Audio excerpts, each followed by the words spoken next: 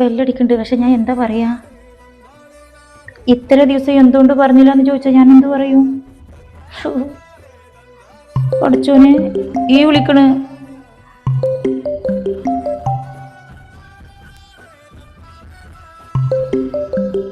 എടുക്കല്ലേ?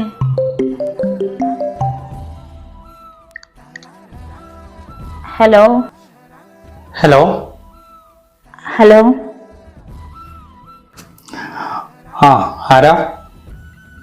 പറഞ്ഞോളൂ. ആജുക്ക, ഞാന് റിയാണ്. റിയയോ? ഏത് റിയ? മനസ്സിലായില്ലേ? റിയ, അമ്മയുടെ ഫ്രണ്ട്. ഓക്കെ, ഒരുപാട് ഫ്രണ്ട്സ് ഉണ്ട്. അത് ഇയാളാരാണെന്ന് എനിക്ക് മനസ്സിലാവാത്തത്. കുറച്ച് ദിവസം മുന്നേ കോളേജ് റാഗിങ്ങിൽ വെച്ചിട്ട് ഒരു പയ്യന്റെ അടിയിൽ നിന്ന് രക്ഷിച്ചില്ലേ, ആ റിയ. ഇപ്പൊ മനസ്സിലായ?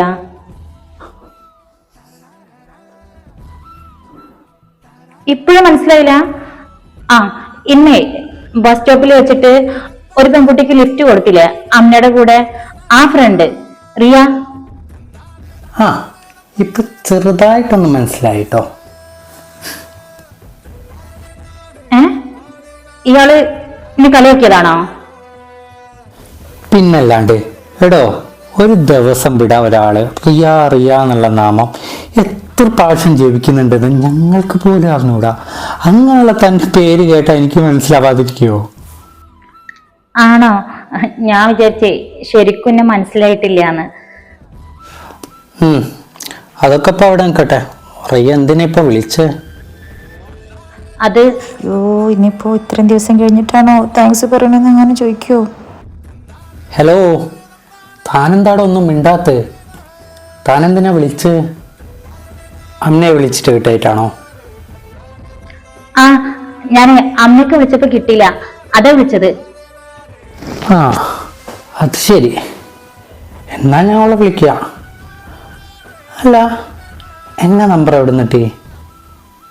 അത് ഞാനിപ്പോ അമ്മേന്റെ ഒക്കെ വാങ്ങിച്ചതാ. അയ്യോ,